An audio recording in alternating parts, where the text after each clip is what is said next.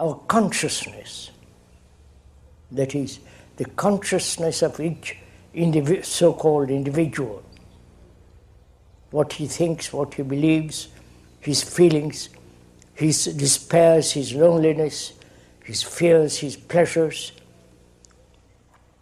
his enjoyments, his peculiar form of worship, and so on.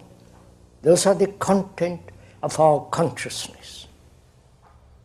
And that this consciousness is common, if one may use that word common, to all mankind. Wherever you go, in this marvelous earth which you are slowly destroying,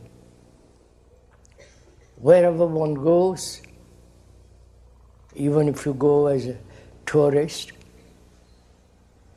there is this problem for all human beings. They suffer, they go through great agonies. The fear of loneliness, not being able to stand alone, their form of worship, their beliefs, their gods, and so on, just like in the West. So, as we pointed out, when you go into this question very deeply, this consciousness, which each one of us thinks that it is ours, our special property, is the common property of mankind. So, consciously, deeply, we are not individuals. Though all religions, all society, all families, and so on, have maintained that we are separate individuals with our own peculiar tendencies, capacities, outward forms, name, and so on. We are the rest of mankind. Therefore, we are mankind. We are the world, and the world is us. This is not a peculiar exotic theory, something as an ideal, but an actual psychological fact. Whether you like it or not, this is a fact. Because you suffer, and the Asiatics also suffer. You have your many problems, and so have they. You are a nationalist, and so are they. You want security, permanency, endurance, continuity, so do they. So, the illusion that we are, in our consciousness, separate individuals, is not a fact. And when one realizes that, not as an idea, not an idealistic concept, something that we have to strive after, but rather that this is the ground on which all human beings throughout the world stand. All that you have learned in school, college, university, your own personal experiences, the accumulated reservoir of memory, which is stored in the brain, which is the past. Meeting the present may modify itself and continue in that modified in time as the future. So he's saying, asking, will that knowledge, has that knowledge brought about deep change in human beings so that they will not kill, so that there is no fear of whatsoever psychologically, so that human beings have this extraordinary capacity to love another.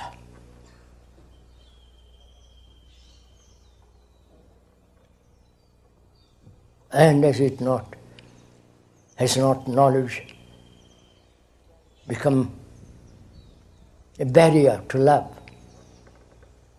Please do inquire into all this.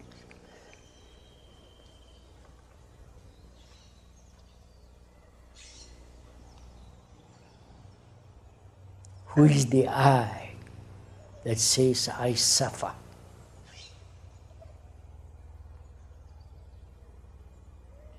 Who is this entity that feels this shock and the pain and the despair of loneliness? Please, this is an important question to put to and to ask, because for when we are inquiring into the nature of dying,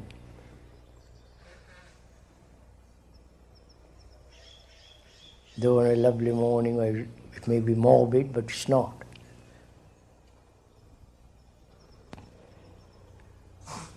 There too, who is it that's dying? Who is the psyche? What is the nature of the psyche, the me, the I, that suffers?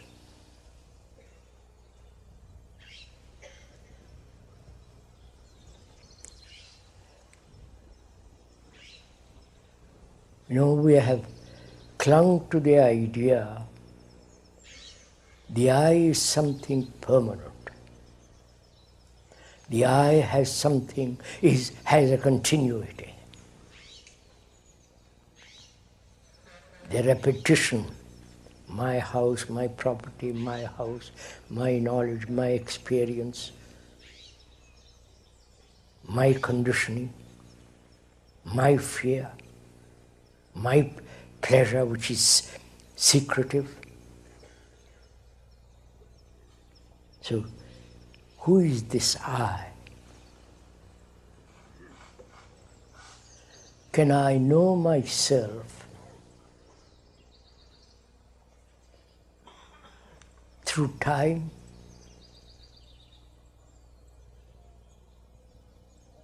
That is, I have observed myself, watched all the reactions in my relationship with another, intimate or otherwise. I've accumulated a great deal of knowledge through that observation. And when I observe again other reactions, other idiosyncrasies and sensory responses, that previous knowledge interprets what is actually happening. Right? Are you following all this?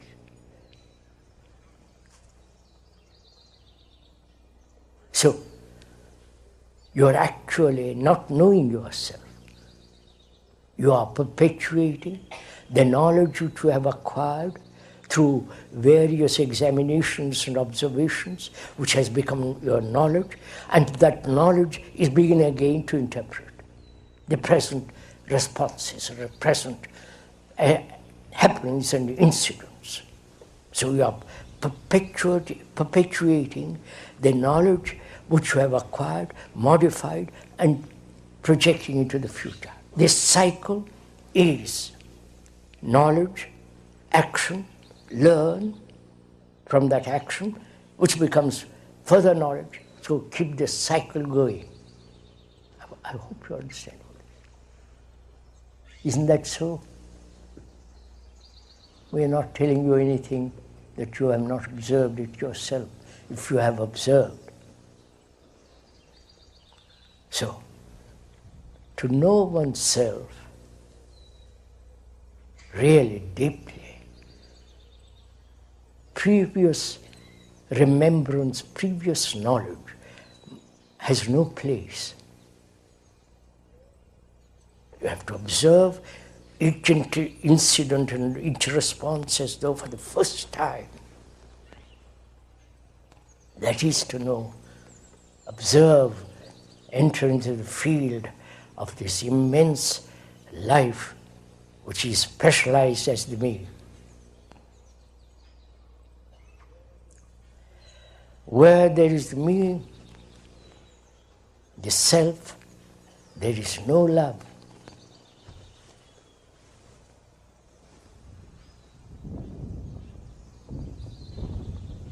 So it's very important to find out for oneself and not escape from this question. Because it's your life. It's your responsibility. If you merely avoid it and run away into various forms of entertainment, you are bringing about great disaster in the world, for which you are utterly, totally responsible. And where there is the ending of suffering, there is compassion. As pleasure, fear, attachment, hurt, the conflict in relationship, that's our daily reality. And death is also a part of our life.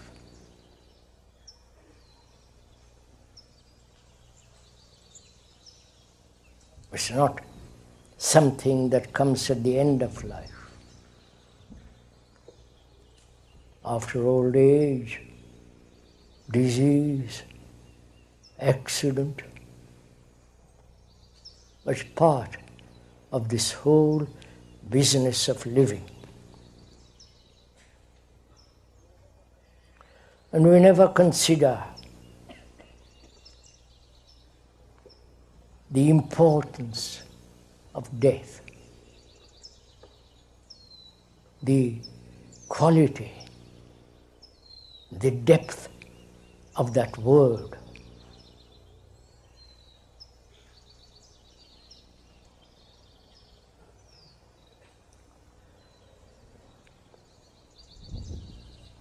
Most people are afraid of it.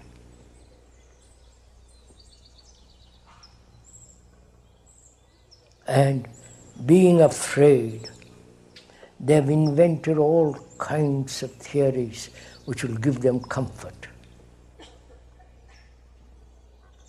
In the Asiatic world, the origin of it perhaps born in India,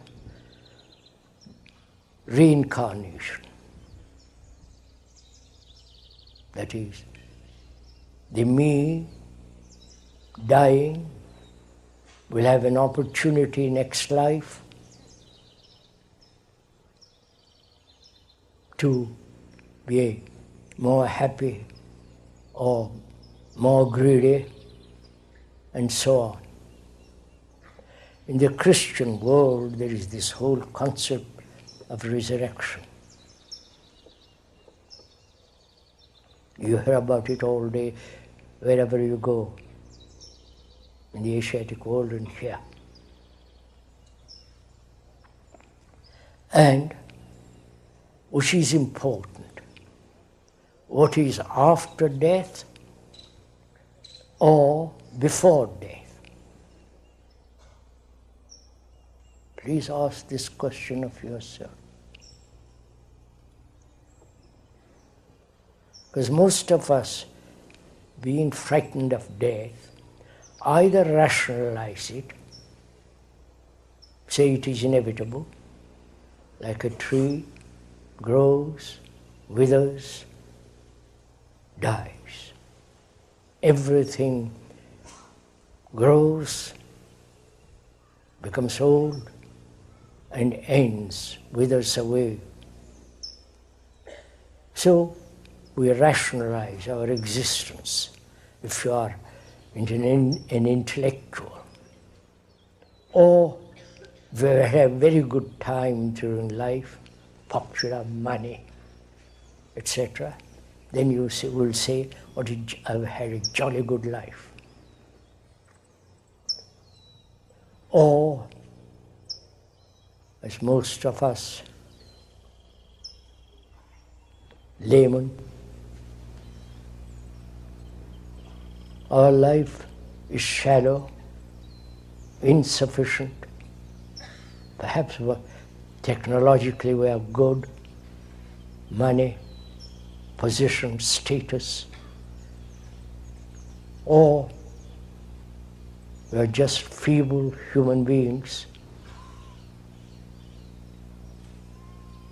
uncertain, no security psychologically. And so our life becomes rather dreary, meaningless. So, shouldn't we consider first what is our life, not what it is to die? We'll come to that. What is our life? From the moment we are born till the moment we die.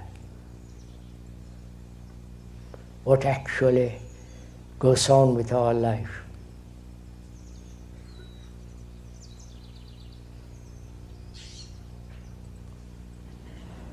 You know all about it, we don't have to repeat it. If you have grown up an adult, you work in a factory, or a businessman, lawyer, from morning till night. Repeat, repeat, repeat.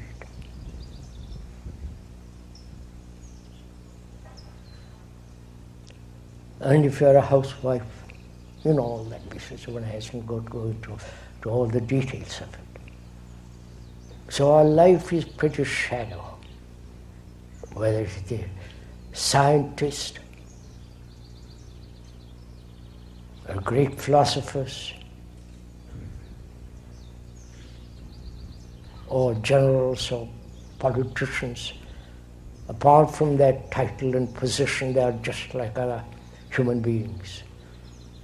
Vain, frustrated psychologically, seeking position, all the rest of it. So, our daily life is a routine and an escape from that routine. Our daily life is work, work, work, without any leisure.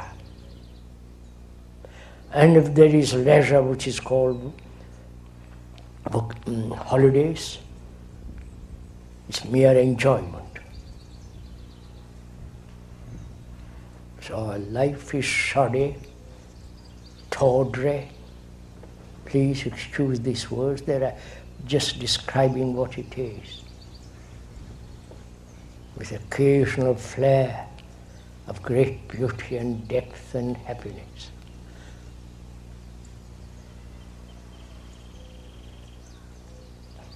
The ending of all that is to die.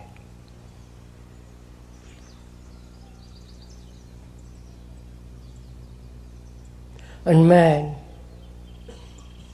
woman, throughout the world is more concerned about death than living.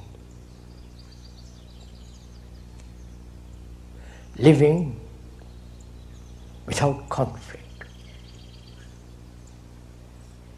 Living with great energy, living in clarity, living without a shadow of conflict. And that's possible only if fear ends completely, psychologically. Then there is no need for gods.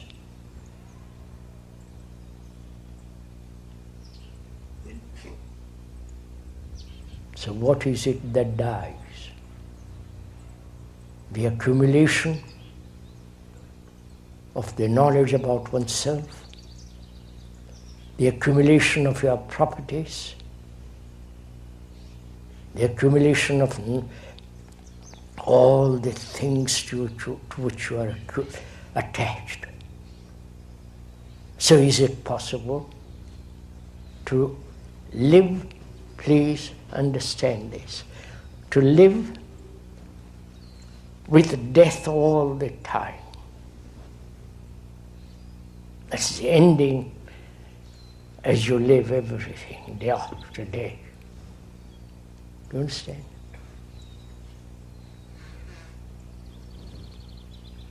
That means the mind is incarnating afresh each day. That is creation. That is a mind that's creative.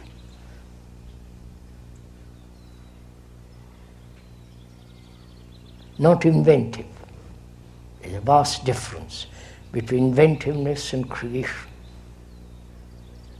All the technological world and the technicians of that world are inventive because that is using knowledge. And from knowledge to knowledge they move, but they're never free from the knowledge. So that there is a new beginning totally. So, to live with death, not commit suicide, that's too silly. To live with death, to end my hurt, end it completely. End one's attachment and so on. So that life and living, life and death are moving together all the time. Do it.